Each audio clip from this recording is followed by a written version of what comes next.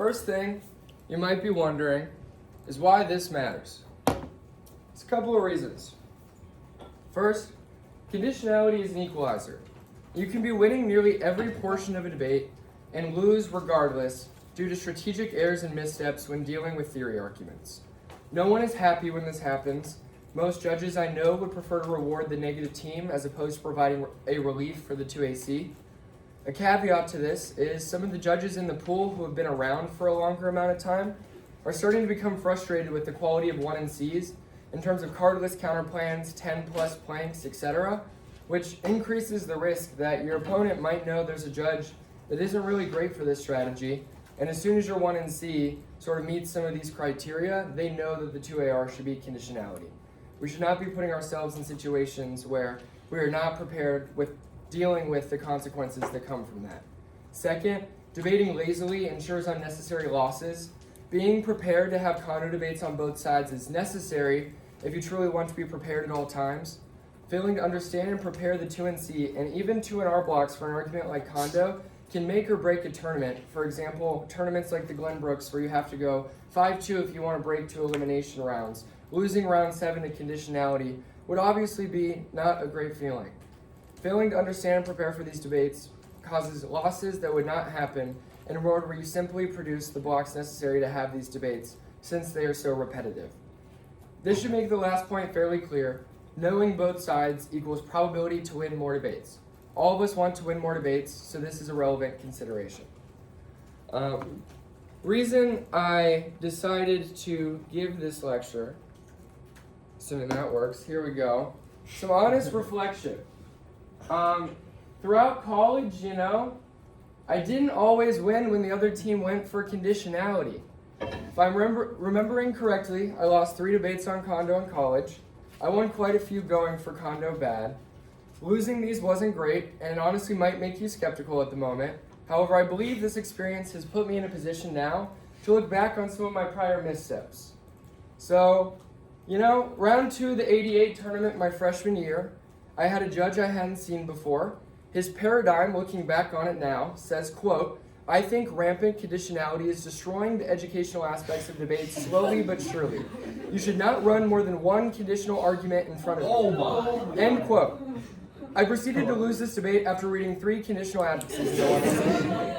He mentioned in the RFD that 1 is maybe changing and that anything more than 2 certainly is unnecessary, and I remembered this. Ironically, a year later, I was at the D7 tournament, which is a qualifier to go to the college NDT tournament, which is kind of the TOC for college, a little bit different. And I ended up having this judge, and we're going to talk about that in a second, but we'll hold on. Another loss that happened in the middle, similar situation, that was my sophomore year, wasn't paying a whole lot of attention, and that was a debate where what I want you to take from that one is during the negative block, the only thing the other team flowed was conditionality. Like, they literally were not flowing for the majority of the debate, except for when I answered Condo. I proceeded to not notice this. When I sat down after my 2NC, my partner was like, "By the way, they only flowed Condo." And I was like, well, that might not be great. And then I lost because I wasn't prepared. Senior year, round 1 of the Northwestern tournament, with DDI great, Anthony Trufanov. Probably the one I'm least proud of. After the 2AC in this debate, I felt confident with where we were at. However, I lazily read my AT dispo block when the 2AC had said, quote, "to Condo." To my unfortunate expense, I dropped this argument, which complicated a lot of the 2NR, and I ineffectively applied the logic argument to get out of this predicament, and found myself starting the season with a loss. Don't be lazy. That's all I can say. Fun spin on this. Same judge from the first one. Districts tournament from my sophomore year. The 1NC read 3 conditional advocacies. I immediately knew the 2AR was Condo. TLDR, you should know the people who are in the back of your debates, because reading paradigms, prepping judges who you've had before that you are comfortable with judging your debates, etc., produces the most likely situation where you know how your judge will likely fall down on some of these issues that happen in the debate. All right, so let's talk about types of status quickly. So status implies conditions. These are the conditions under which the negative can kick in advocacy. Debates over conditionality or dispositionality bad, etc., are a question of what conditions the negative should operate under. There are three commonly referenced statuses, with conditional being the most popular. So, unconditional, the neg can't kick this advocacy at any point. We're probably somewhat familiar with this, opposite of conditionality.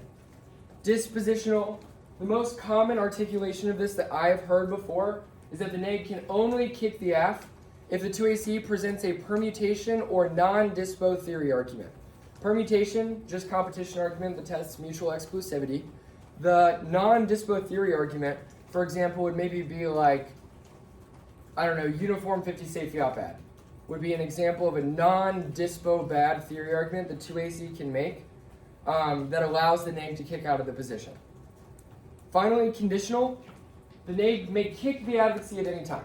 The neg has ultimate choice in what conditions they operate under, i.e., the neg can choose to read one off and go for it the entire debate, or obviously they can read 5 different advocacies and kick out of them.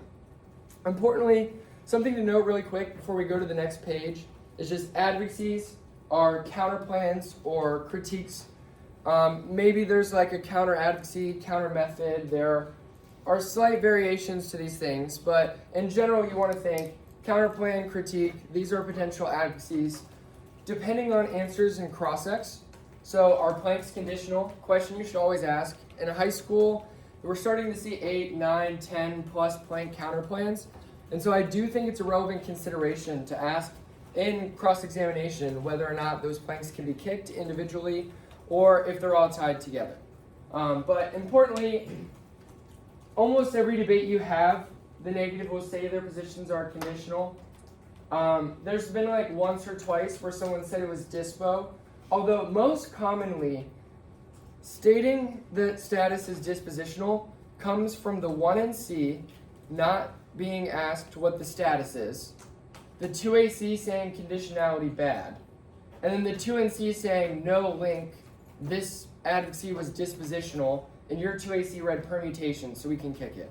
Which is a very easy way to get out of answering Condo if your opponent does not ask in the 1NC what the status of arguments are. Quick check. Is there a perm, is there a theory argument on each conditional advocacy that we presented? If answer yes, and they didn't ask status in the 1NC, there's now no punishment for reading all of these advocacies. Cover.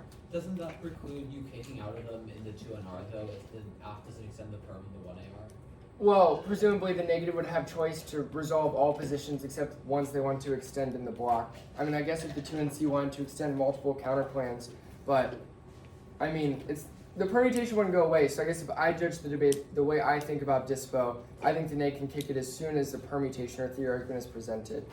Because like in a world of conditionality, for example, like even if the 1AR doesn't extend a perm or a theory argument, the neg can just not go for the world of the counterplan, but affirm the world of the status quo, or like defend the status quo.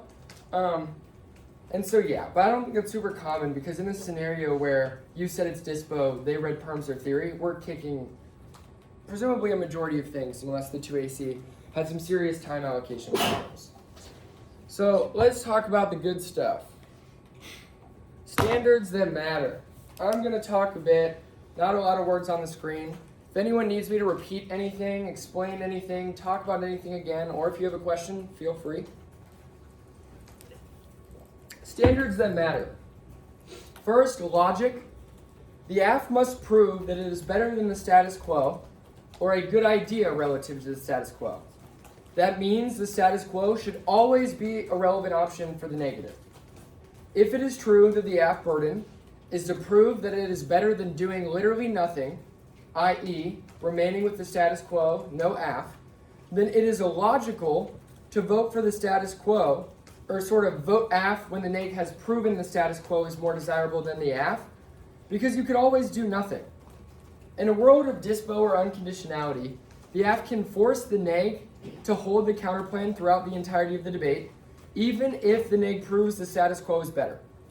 You also can't have judge kick with dispositionality either, because obviously the 2NR has decided that that is the world they would like to defend. If you think about it, even if the aff wins an impact turn to the internal net benefit of a counterplan. So it was a dispo counterplan. The neg was stuck with it. The 2AC impact turned the net benefit of this counterplan. That was an internal net benefit. However, the neg is separately winning a case turn that would be sufficient to win the debate normally. Let's say the AF was one innovation advantage, and we straight turn the innovation advantage. The block had this process counterplan with the impact turn internal net benefit, and then the 1R was just the straight turn on the innovation advantage.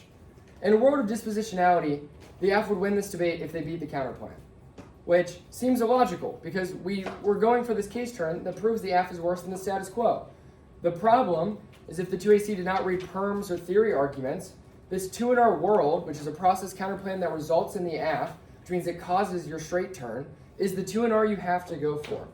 And so dispositionality is entirely illogical because it allows the AF to win even in scenarios where the neg could or did prove that it is literally better to do nothing than do the AF. That is bad in the context of policy debate because in a lot of these debates, literally the only thing we're doing is comparing ideas based on consequences and whether or not those consequences are relevant considerations. And winning that the status quo is better than doing something certainly has met that burden in my mind at least.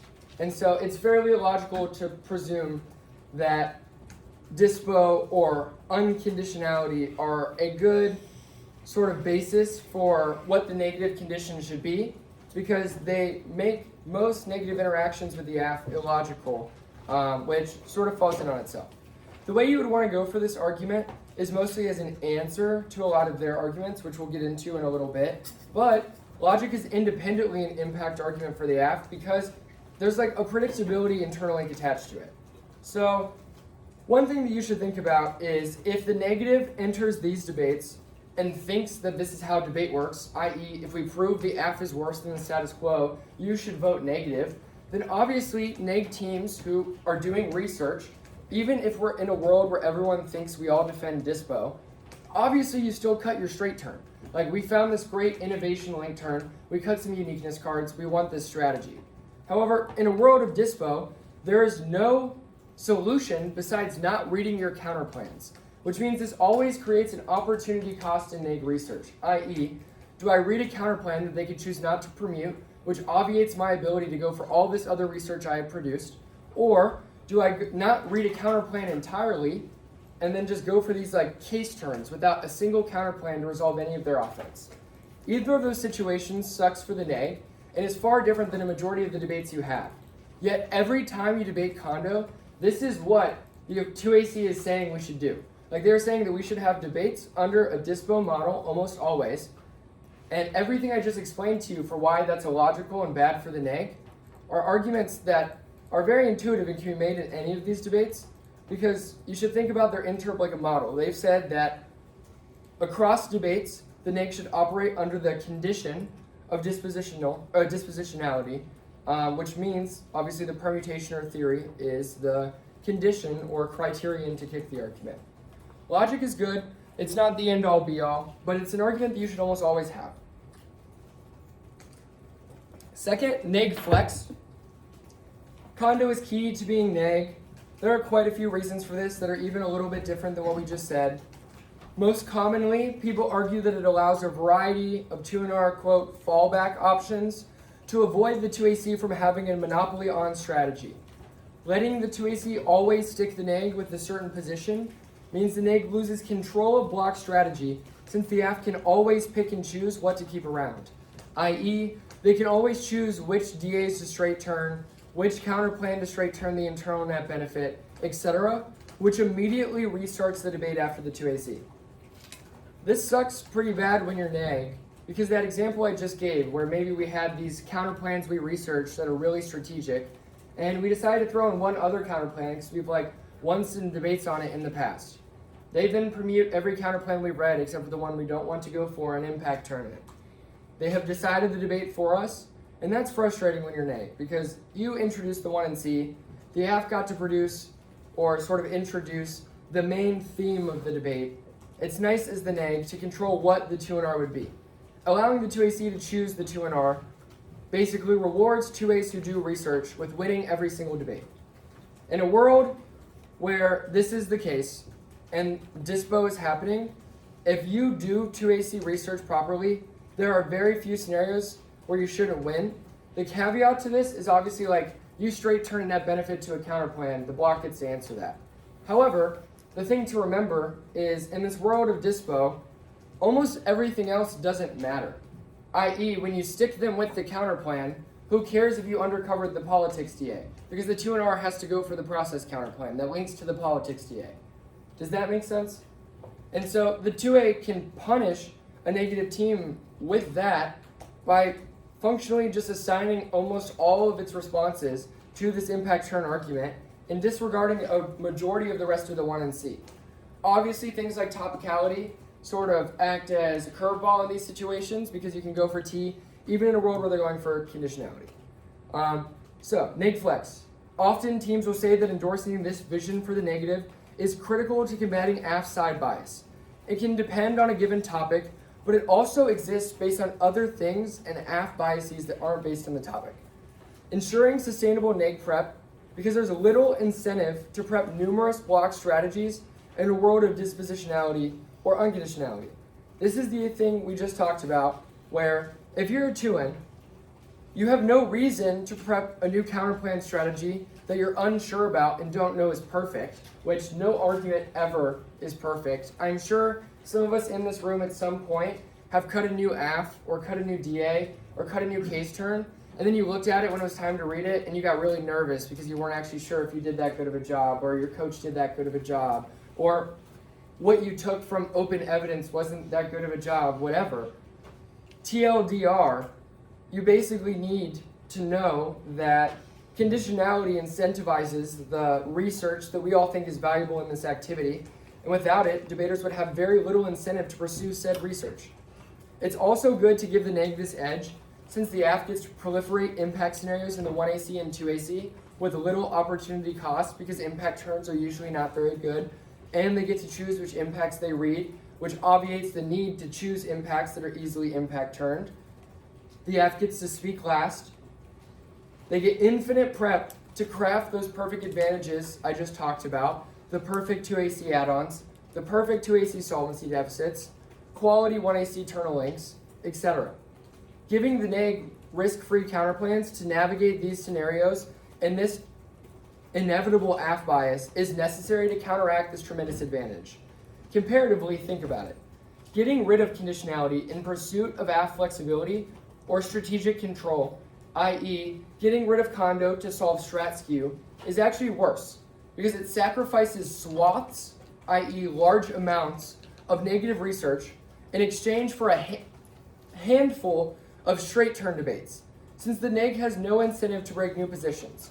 Like quite literally, this debate is like, we've said Condo is good because we want to have all of these great debates where we research all of these great strategies, and they're not always great, but we get the idea. And we want to have all these debates where we can test the AF from multiple angles. And then the AF's just like, what if every now and then I want to go for a straight turn, but I don't want you to use counterplans to get out of it? It's like, yes, that criticism is valid, and yes, the 2AC, can benefit from being able to straight turn things. However, the comparative claim you need to be thinking about in the 2NR is why is the 2AC being allowed to link turn things a little bit more often without the neg getting out of it and punishing them for trying to do so necessarily outweigh the amount of research that conditionality incentivizes? The answer is, in my opinion, it absolutely does not. And because what we sort of started with, which is, in a world without conditionality, I would really love to know why anyone would ever read a counterplan that they don't know already works. Like, these new process counterplans you see that maybe some of you like and some of you don't like. New picks that you see on every different topic, whether they be a pick that is out of one part of the AF or critical picks on topics like the one that you all just had that's for example, pick out of certain people getting a UBI. These are arguments that without conditionality, the negative would probably not research and probably not present in debates. The reason for that is because you'd have to pick one, and admittedly, maybe none of these arguments are quality enough that you want to read it in every single one and see and go for it in every single 2NR.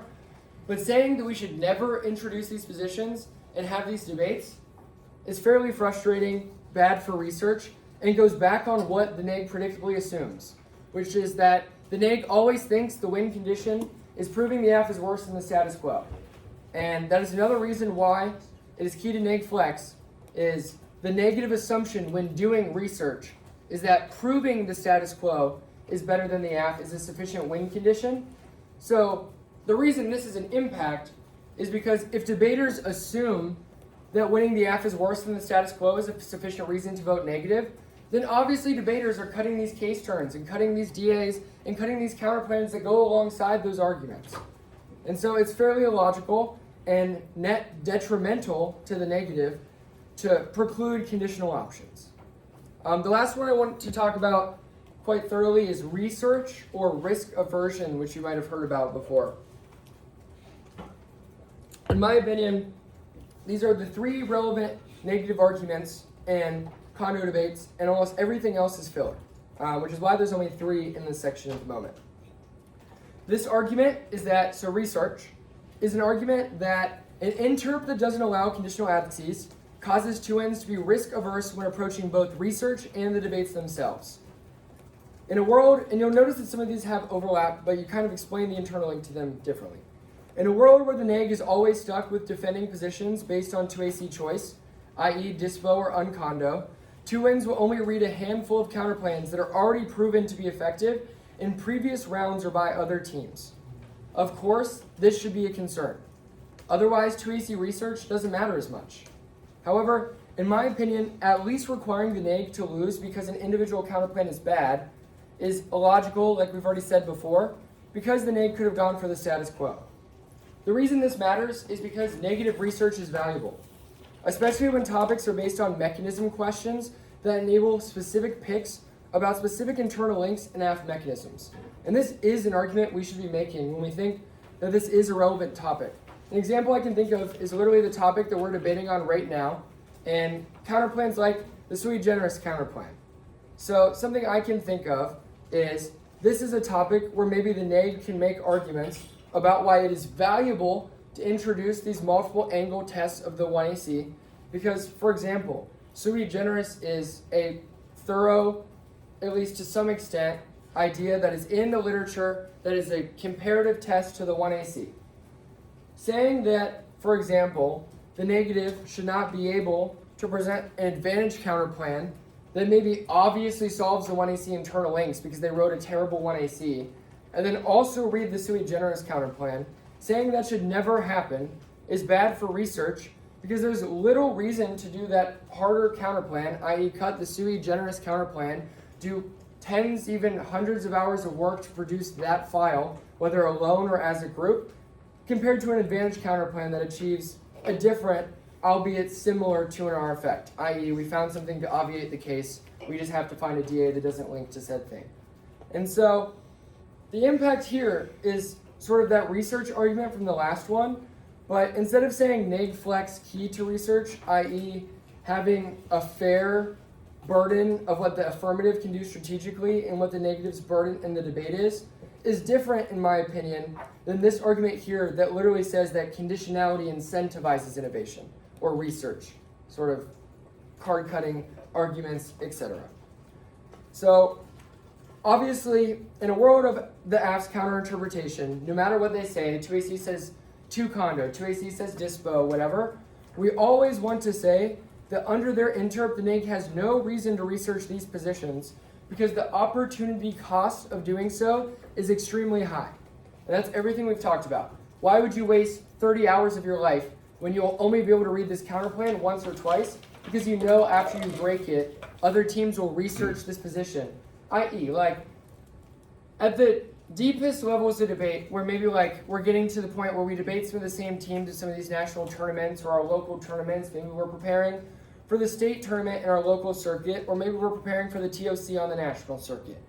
Either way, maybe we're re-highlighting some of our opponent's evidence and getting to the point where we're very familiar with our case negs, 2AC strategies, etc.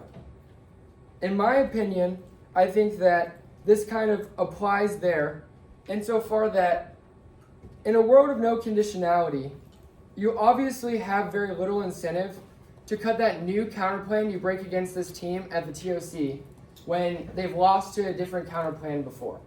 The opportunity cost to reading that more than once is even higher. You read it round 1 of the TOC, okay, we got our counterplan out, we broke it. However, remember, we're all operating in dispo world. So like, if they don't read a perm, don't read theory, we can't kick it. This is the AF interp. They've said we must always have debates where the negs condition is dispo. What happens when by round 4 someone's coach cut a giant impact turn to this counterplan and it's the only counterplan you put in the 1 and C and they don't read a perm or theory and you don't have answers? You lose. And the concern is that if you break a new argument, this can happen at any time. There's always unpredictability in debate. You don't know what your opponents will research. You don't know how prepared they are. And so if we're all being honest with ourselves, in a world of dispo, I find it very unlikely that many of us would do research that is risky. Because it is likely that if you do risky research and the affirmative has done their job, you lose more often than you win. Other things to note, that research is valuable on this topic, for example, because questions like carve-outs, good, bad, what I mean by that is like creating a separate sui generis system. Like that is a key question about 1AC internal links that is in the topic literature. And as an argument you can make that risk aversion prevents, i.e. we don't have those carve-outs, good, bad debates because maybe those counterplans are too specific to be incentivized in a world of uncondo or dispo. Other questions you can ask are like any other, basically mechanism-based question for the topic. So like sui generis is the one that immediately comes to my mind. Other question is just like generally 1AC internal links. We won't cut cards that maybe try and solve those in different ways, or mechanism-based counterplans if we don't think that we can kick out of them. TLDR, these are really the only impacts you should go for. Another one that's fairly common is ideological flexibility. This is an argument that you should be allowed to read a counterplan and a critique at the same time. I have some issues with this that we can talk about. When we're neg, we almost never justify a particular number of conditional advocacies, 1, 2, 3, 4, because that's arbitrary. We're just asserting that 2 is better than 3 or 3 is better than 4 if the other team should be able to intuitively piece that together, that is arbitrary, and there's a minor difference between 1 or 2 or 2 and 3, because as soon as there's one conditional advocacy, we have now obviated the 2AC's ability to solve strat skew. One condo means as soon as they do this straight turn thing to the net benefit of the counterplan, we can kick the counterplan. We're not stuck with it. So one condo alone doesn't solve the AF's offense super well. However, that's fine for us because we'll talk about why their interps suck. But the reason why this matters to me in terms of ideological flex says like, hey, we always have to have at least 2. We always have to have at least the counterplan and at least the DA. To me, I'm a little bit confused because our argument isn't like, neg must always have 2. Our argument is like, practice of conditionality good. We're always saying practice of conditionality good, not this X number of conditionality makes it good. And that's an important caveat, or just like note there, is you should be thinking about these debates as when you're neg at least. Like for example, I almost always said what we did. The reason, any neg interp is arbitrary besides the one that just says conditionality is good. For example, the 2NC can just say conditionality good. And when the 2AC says, well, this justifies 50 conditional counterplans, you would say, obviously that's illogical, because if you presented 50 counterplans in 1, 1, and C, they would all be of incredibly low quality. Every single permutation argument would cross-apply across all 50 of them. Every theory argument that is about similar types of counterplans would cross-apply across every single one of them. To assume they have 50 distinct internal net benefits is illogical as well. And so the TLDR is like, they will say things in response to that, like, well, the practice of conditionality being good in the abstract means you can do whatever you want. Everything we just talked about are justifications for why the neg should be allowed to do whatever they want. I will give ideological flexibility a quick pitch though. It does have some utility. If you're a flex team, I think ideological flex can be a useful argument to make. Or if you just go for the K and teams go for conditionality against you. In a world of dispo, there is no reason, or at least it doesn't make a whole lot of sense, why you would want to read both this critique argument and a counterplan that they can straight turn. For example, let's say we have a great critique that proves the AF is a terrible idea and really problematic for insert X reason. We then also have a process counterplan that says we should consult the ICJ. Let's see what they think. It would really suck if the 2AC doesn't read a perm in theory and says the ICJ is bad and then we no longer get to go for the K. 2 reasons this sucks. 1, them impact turning the counterplan does not disprove a single thing we have said on the critique. Congratulations. The uniqueness that we have created with the counterplan to artificially construct the net benefit to say that the ICJ is good, you've impact turned. However, that was artificially constructed and not related to our link argument, our framework argument, our alternative, etc., because that is a different position that maybe did not make a normative claim about, for example, the ICJ. Let's just assume that's the case. It's illogical to say that the neg should not win if you win that critique argument. Yet, in a world of dispo, let's say that they stuck you with the process counterplan and then read permutations and theory arguments on the critique. We're giving this to an R on this counterplan. And it's we didn't want to do that. We proved the AF really sucks. They're super problematic. We re-highlighted all your cards, but none of it matters.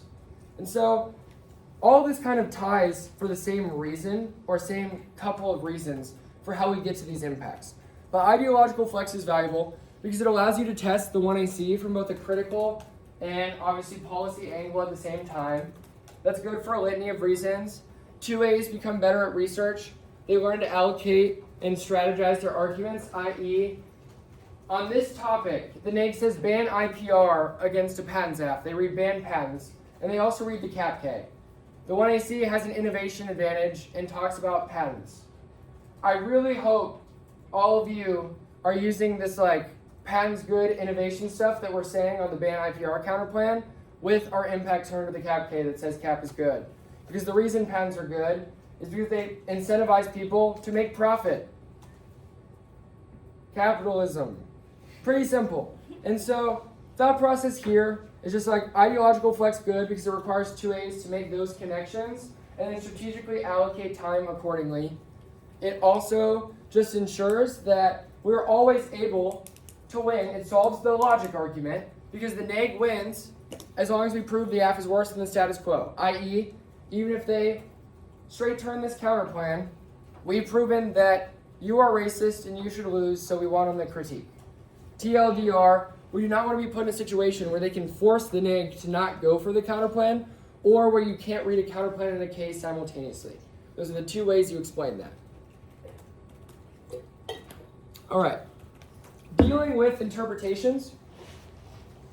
We're going to go through this a little bit faster, but interps to know, obviously we've already defined these things to some extent, reference 1 and 2 Condo, but let's talk about answering them. Dispositionality. The best F argument in Condo debates is that Condo causes strat skew because the 2AC cannot read and capitalize on straight turns. The argument for why dispo solves is that it allows the AF to choose whether or not to read a perm, allowing the AF to force the 2 and R to include that position. This is valuable when you're AF because you say strat skew is important because the 2AC is hard and you should be able to make strategic decisions that determine the debate based on the research you've done in advance. And basically, the Condo bad group of people who adamantly believe this literally just think that 2A should be rewarded for doing good research. I.e., if you're a 2A and you cut an amazing impact turn to this net benefit of this process counterplan that MBA always reads, the people in this camp want you to win because you did this good research. They don't want MBA to kick out of the counterplan and just go for one of the 5 other ones they read. However, there's some issues with dispo. 1, it's ambiguous and arbitrary. There is no clear consensus among all debate on what it means. I would say that most people I've talked to say the neg can concede an advocacy if the AF reads a perm or makes a theory argument besides dispositionality bad. Then that is a sufficient condition to kick it. So they said uniform 50 state fiat bad, like we said earlier, and they said perm. We can kick this counterplan. That is how I interpret it. However, the problem is other people sort of have variations of what it means. I've also heard that apparently other people say just otherwise, insofar that like when I was in high school, I remember asking people like, what does dispo mean? And like the response my coach gave me is like, well, I've heard like 8 different things before, so I'm not really sure. And like when I would ask around, you'd get similar things. When I came to camp, like I got a better answer. But TLDR is like, if not everyone in this room immediately knows what dispo means in the same way that a lot of us already understand what conditional or unconditional means, implies that it's fairly ambiguous and arbitrary. Ultimately, it's arbitrary to assert that this is a burden the neg must always defend, since the neg's only role is to disprove the AF relative to the status quo, which is the thing we've been talking about, which is this sort of core logic argument. 2, well, that starts, it's illogical. Dispo allows the AF to win, even if the neg proves it's worse than the status quo. We talked about this earlier. This is absolutely nonsense. Gave the example already. AF is one innovation advantage. We read a counterplan, and we have the straight turn on the innovation advantage. The AF could choose not to read a permutation on the counterplan, impact turn the internal net benefit, and even if the AF had dropped the innovation straight turn, the AF would win, assuming they win the impact turn on the process counterplan, because this debate in a world of dispositionality is only operating in a world of that counterplan. So, importantly, this is sort of like, if you were given 2 and C, I'm kind of just giving you the blocks you should read, to be honest. 1, it's ambiguous and arbitrary. Inserted that before. 2, it's illogical. It allows the AF to win, even if the neg proves it's worse than the status quo. 3, this one's kind of funny to me. I didn't realize this till a little bit ago. Dispo fails every time. Ultimately, it doesn't work. If the neg wanted to, they could include an end world hunger plank or a raise infinite money plank, which would always force the 2AC to read a permutation. This means the neg can strategically ensure that the dispositionality interp always turns into functional condo because you just write a plank on your counterplans that the AF is required to permute, otherwise like mayhem and chaos occur. And so like this was kind of the traditional example. You can think of whatever version of that plank you want, but functionally just like fiating that you make the world a great place and amazing would obviously require the 2AC to permute that argument. And obviously, they can still win this debate in a world of dispo if they permute that other plank because the permutation links to the main plank of this counterplan. So let's say ban the plan, and then we also added feed the entire world plank. They have to perm the feed the entire world plank. We go for the ban plank. Who cares that you permuted this like feed the entire world thing? Proves the perm is bad because it includes the first plank. If it's perm just the second plank, I don't know how that solves anything. The neg can always ensure the F reads a perm, causes dispo to become functional condo. Yes. So 1, ambiguous and arbitrary. No one knows what it means. It's arbitrary to assert that the neg's burden is anything besides proving the F is worse than the status quo. 2, it's illogical. We've talked about this for like 30 minutes, so anyone can ask me a question about that one. 3rd, it fails. Dispo doesn't work. You can add planks to force the 2AC to perm things. 1 to 2 condo. This is a bad interp in my opinion. Any number of conditional advocacies being named has numerous problems. 1, it's arbitrary. What is the difference between 1, 2, 3 condo? How does this vary in ability to resolve AF offense? These interps are totally arbitrary insofar that the AF could state in any debate a certain number of condo, 1 below what the neg did. This isn't a huge deal though, because this interp has a fatal flaw that I didn't exploit in that 2NC of the debate we talked about a while ago. So if we all remember, I dropped the 2 condo interp and said dispo fails. I lost, womp womp. However, there's a huge problem with the 2 condo interp. It doesn't solve any of the AF's offense. The good argument in condo is strat skew, like we said. 1 condo or 2 condo does not solve the AF's explanation of strat skew, because the AF could straight turn an advocacy, and the neg is able to kick out of it. 1 condo, they straight turn your 1 advocacy, the neg kicks out of it. Obviously does not solve the way the affirmative describes strat skew. Obviously, dispo or uncondo is necessary to achieve the desired outcome. Only dispositionality or unconditionality as an interp solves strat skew effectively. Any other interp, the neg should be easily able to come up with intuitive reasons why it doesn't. Like for example, what we just said. 1 condo, you can still kick out of the straight turn. their offense is about sticking the neg with the straight turn. Another argument you have probably heard about is time skew. I want you to forget about time skew if you're AF going for condo bad. Only think about it if you answer it. Time skew is not a real argument, in my opinion. It is a complaint about the fact that the 2AC is difficult sometimes.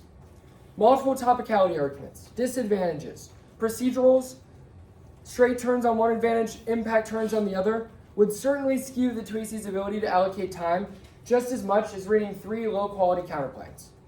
There is no nuanced internal link between why counterplans are key to time skew and why the other things that are in debate that aren't related to conditionality don't cause it to. I mean, after this, if one of you disagrees, and really this is something that I would love to hear a take from the other side, because I am nearly certain that time skew just doesn't make sense, because it's just, you made this 2AC harder because I thought answering counterplans is hard. It's quite literally the time skew argument. Already explained how we answer that. That's inevitable. Multiple T arguments, DAs, procedurals, case turns, whatever, skew the 2AC inevitably. Counterplans should not be considered unique in this regard, particularly if the AF is well constructed. Second piece of defense. The 1AC having intrinsic internal links ensure that advantage counterplans are non-starters because they don't literally do the mechanism of the AF, and theory and perms check process counterplans, and preparing for obvious picks on the topic, / making theory arguments against picks, solves that for the most part. Uncondo. This is not a good argument. It solves none of the neg offense. Yes, uncondo solves basically all of the AF's offense. You know, you always get to do the fun thing where you straight turn things and they only get to present one advocacy in the 1 and C. The 2AC is so easy. World of uncondo, at least in the context of policy debates, the AF would win like every single debate. Or at least the AF should win almost every single debate, assuming that you've done research. This is not a good argument. It solves none of the neg's offense, which is sufficient to make it go away. I'm not spending more time on this because I do not remember the last time I saw uncondo as a 2AC interp, but the thing you always say is just, it solves none of our offense. Every single argument we've made is about why the practice of conditionality, conditional advocacies is good. They've said none. That should be intuitive for the most part. Okay, we're going to go through this also really fast, and this is going to be like some quick blocks. Already answered the interp tricks above. The only interp trick is basically dispo solves your offense, which I gave you all like 5 reasons why that doesn't make sense. Comparative arguments are really helpful in the 2NR. For example, saying that random procedurals, impact turns, and DA spam are worse than a few counterplans because perms and AF internal links check counterplans, but you're not able to check those other positions in the same way. This time skew argument is ironic because, in fact, these DAs, impact turns, random procedurals, you've seen them before to some extent, I'm sure. These arguments are harder to answer than a process counterplan where you just go for perm do the counterplan every single time. And this is because if, for example, you understand competition arguments, then when you face process counterplans that compete off certainty or immediacy, they read 5 of them, you read the same permutation argument on each of them, and you know how to go for competition, and most judges lean AF in those debates when evenly debated. So it really doesn't make sense why, from the perspective of from the perspective of time skew, why counterplans are necessarily worse than these other things. Strat skew, we should say it's good. Requiring the 2AC to prepare to defend itself from numerous angles of disagreement encourages nuanced 1ACs with intrinsic internal links. In addition, it requires 2As to make strategic decisions in terms of their time allocation. Numerous advocacies requires the 2As to identify different varying threat levels of negative arguments and make strategic choices accordingly. No other part of debate quite gets to this level. And this is what makes 2ACs special. The 1AC and 1NC are pre-made strategies. The 2NC extends individual positions and kicks things. The 1NR is usually one thing. The 1AR covers what's left. The next speeches are even smaller. The 2AC is literally the only speech in the entire debate, in all of debate, that must adequately cover every single aspect and argument that is presented in the debate. I.e., there is no other point where where you have to answer every single thing that someone has said. In the 1 and C, you choose what to say. In the 2AC, you have to respond to everything they have chose to say against you. The block doesn't have to do that because we kick out of the positions we don't want. When they say things that we're not ready to answer, we get rid of it. And so some of you might be thinking, wait, maybe this means the 2AC is actually kind of hard. No, it means there is value we get from the 2AC that is only actualized in a world of conditionality, i.e., learning to identify threat levels of negative arguments, doing 2AC research in advance, and combining these things is a skill you only learn in debate. I would love to know an activity where you identify basically choices based on consequential evaluations and impacts in the same way the debate does so. I mean, I certainly haven't found one. This skill is valuable to learn and produce information processing abilities that are unique to debate that we do not get elsewhere. And there are a lot of ways to make this argument. But basically, strat skew is good because it actualizes the only unique part of giving the 2AC, which is that you have to deal with the entire debate and make strategic choices that isolate parts of the debate and the direction that you want to go. Advocacy skills, this is not an impact. In the context of like when people say like 2 counterplans key to advocacy skills. Why are conditional counterplans key to advocacy skills? If Ks are key, why are multiple Ks in a single debate key to advocacy skills? Why can't you read some counterplans or critiques in some debates and others in other debates? The important thing to note here is just that whether or not you can kick your counterplans doesn't causally determine your advocacy skills. Debate, in fact, is not a question of advocacy skills to some extent. We spread at hundreds of words per minute. We have judges who only sometimes fully understand our spreading at hundreds of words per minute. We're not practicing at becoming the best speakers like maybe an extempore or so on in speeches. Rather, we are focused on substance and substance only, which is why this is not really an impact.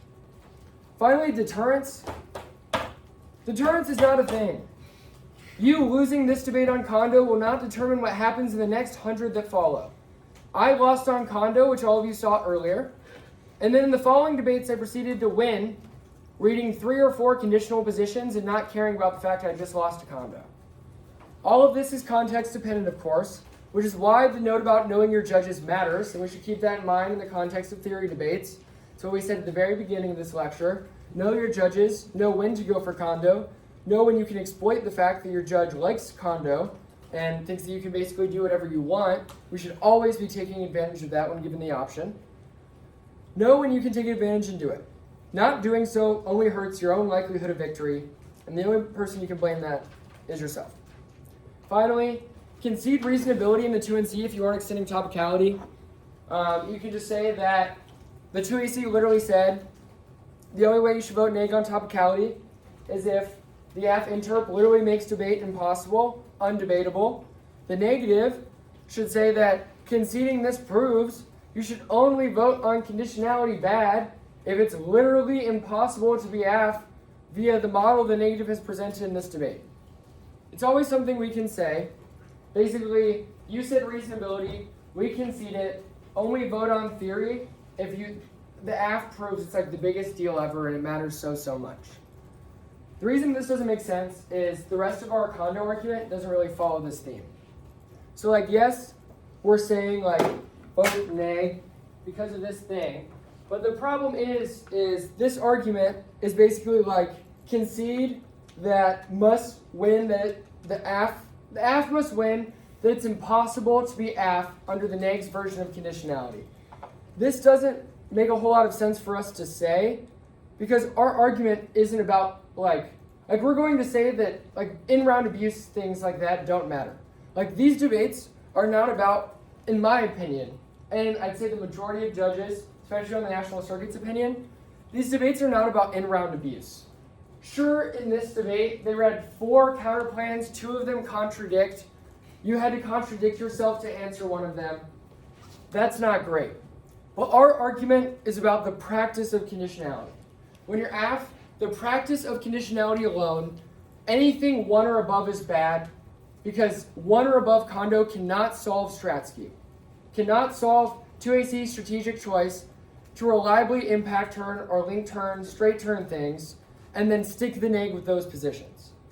There is no version of Condo that solves that. So when we're aft, in-round abuse doesn't matter because our argument is that the practice of one Condo or more is bad.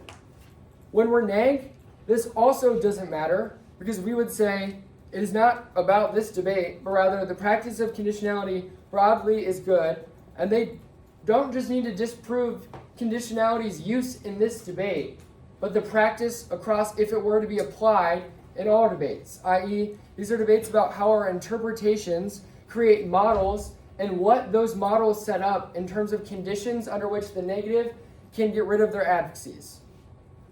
So we have 2 minutes, so we're going to do the end of this really fast. Maybe we take pictures, although I don't want you all reading my 2NC blocks. But this is what a 2NC should look like. For example, short. This is my short 2NC to answer. Oh, well, and the phone came out. This is my short 2NC. Go to the right a little bit. This is my short 2NC to Condo. It's important to note I had a medium, I had a long. I read this only when I knew that the judge was unwilling to vote for the other team on a conditionality argument. I knew this judge, I had them in the back before. Wait, can you go back to it? Oh, there we go. I had them before. So this is the short version. The important thing I want you to see is the side. Admittedly, 2 and R had a lot more blocks, but I couldn't fit it in here. But TLDR is these are the only things I really needed. Once I had lost that debate at Northwestern, redid some of this stuff, and I was the things I have to answer. Strat skew, got to answer dispo, got to have answers to other potential interps. The big concern is, in terms of that, there's other things. Nick, you said advocacy skills. Nick, you said they can say this other thing. Remember how I said those things suck and we can easily answer them? I didn't have blocks because the second I heard those arguments, it was no. And then I would just insert answer. But TLDR, you want to have blocks that are somewhat set up like this. And you'll notice for the 2 and R, it's a longer version. And you'll notice from the last slide it's modularized. So it didn't always look like me just reading straight down. But let's say 2 and R, where I want to start the 2 and R with offense. And so start with a neg flex argument, start with a logic argument, start with a research argument, and then maybe I had ideological flex modularized, so if I want to read that block, I can. But I didn't always. After this, in my 2 and R blocks, I have a defense run. What I mean by that, when I have that block, is it has all of my general defense. So some examples of this, they're not always the best arguments, but an example of my defense run would be 1, this topic. Condo is uniquely inoffensive on this topic because the AF has genuine mechanisms that connect the AF to impacts, i.e., they have quality 1AC internal links that can defend themselves against advocacies. Second, all of their offense is inevitable. Topicality, procedurals, DAs, etc. Non-unique their offense, and they're worse because perms and AF solvency arguments check those counterplans, but not those DAs and T arguments. 3, diminishing marginal returns. Multiple low-quality process counterplans lose to the same set of 2AC arguments, and each argument takes substantial 1NC time to read, i.e., each additional process counterplan they read that competes off certainty and immediacy loses to the same set of permutations. So the opportunity cost is actually larger for the larger for the neg spending the time to read these counterplans than it is for the AF. Because it takes you a minute and a half to read each of your process counterplans, and it takes the 2AC 20 seconds to make the competition argument they need. So yeah, 2 and R, this is an example. I would start with offense. I had some general defense. I then had my answers to the interp that I would do wherever they put our interp solves your offense on the flow. And then everything else was just basically line by lining everything else they said and making sure I hadn't missed something. But the main reason I showed you 2 and R blocks is I just want to pitch to you all. Ignore that, we're about to be done. I just want to pitch to you all that conditionality is the type of argument where if you actively make the choice to not lose to it again, it is fairly avoidable, which is why I named this lecture what it is. After I lost that debate at Northwestern, aside from one ballot on a in a debate where there was a 3-judge panel, I ended up winning. Technically, someone said Condo was bad against a new AF, but I got the other 2 judges. Never pref the person who said don't get Condo against new AFs. Whatever. You should not lose to this argument because you should do what I did. You should have a short version of your 2NC that you read against teams where you know they're not going for Condo or you have a judge who doesn't care. You should have medium and long versions. Medium is like the, hey, this judge will vote on Condo. I read the middle ground number of advocacies. I'm scared I might lose. Long 2NC on Condo is necessary for one reason. In debates where the 2AC drops an entire DA, or just like fumbles the entire debate, and we know we've won after the 2NC. We've probably all been there once, whether we were the 2A who dropped a bunch of things, or maybe we were the neg team who was really excited that the 2A dropped a bunch of things. In this scenario, as a 2N, you need to know that the best 2AR they can give is Condo. Like quite literally, if they drop a whole position, the 2AR should be Condo, unless something wild happens in the 1AR. And so, accordingly, we should read a longer 2NC on Condo when we know the other team is smoked. Because like, why not? It's your only chance of winning. If the other team read 10 cards on the no link in the 1AR, you'd obviously read 2NR cards for the link on your disadvantage. So like, why are we not adequately determining time coverage in conditionality debates? So make sure that if it's clear they have to go for Condo, you are covering it more. Last pitch, 2NR blocks, really good. Standing up and just trying to reread your 2NC, terrible idea. Like, admittedly, that first loss that we saw, I stood up for that 2NR with my 2NC on my screen and just tried to ad-lib every single standard I had in my 2NC into a complete block. I did the same thing with defense, and then I just rambled through the line by line. I embarrassed myself. I think I got a 28-7. Maybe it was a 28-5. I don't know. That was bad. Obviously, don't do that. We've learned better. Write 2NR blocks based on these standards. Know that the 2AR has to go for strat skew. Know that the only thing that solves strat skew is dispo. That means when we say Condo good, 2 threatening arguments. 1, strat skew. 2, dispo solves neg offense and strat skew. We beat those 2 arguments, we win these debates.